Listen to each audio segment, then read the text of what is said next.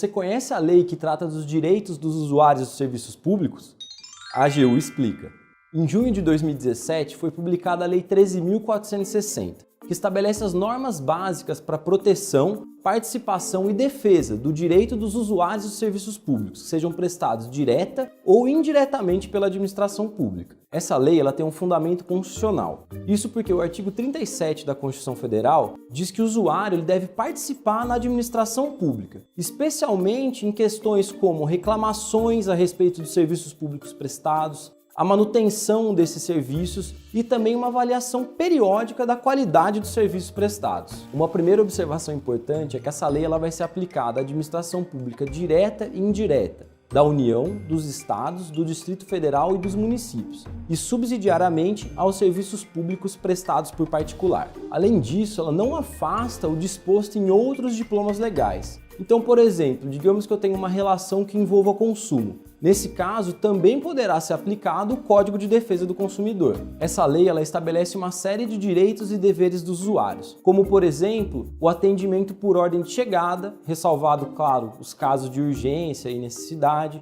Além disso, ela garante uma igualdade no tratamento, sem que seja possível qualquer tipo de discriminação. Um outro exemplo é que a autenticação dos documentos vai ser realizada pelo próprio agente público, desde que o usuário apresente o original, sendo vedado a necessidade de autenticação de firma, ressalvados aqueles casos em que haja dúvida quanto à autenticidade. Uma outra importante inovação é a obrigação para que seja divulgada uma carta de serviços ao usuário, que vai conter uma série de informações relevantes para a participação desse usuário na administração pública. Um bom exemplo disso é que nessa carta vai ter expresso, por exemplo, o possível tempo de espera para o atendimento daquele serviço, informações importantes e documentos como formas de acessar aquele serviço público prestado e também como proceder com reclamações e manifestações acerca daquele serviço. As ouvidorias vão ter um papel ainda mais importante com essa lei, porque elas é que vão ser o canal para que a participação do usuário de fato ocorra na administração pública. São elas que vão ser as responsáveis, por exemplo, por prevenir e corrigir eventuais desvios que estejam ocorrendo na aplicação dos princípios previstos nessa lei. Uma outra novidade é que vai existir uma avaliação do serviço prestado, na qual o usuário vai poder avaliar a prestação do serviço e a qualidade dele, por exemplo. Essa lei, inclusive, prevê a existência e a publicidade de um ranking com as entidades que possuem a maior quantidade de reclamações dos usuários. Ou seja, essa é uma importante alteração legislativa que todo cidadão precisa conhecer para participar ativamente na administração pública.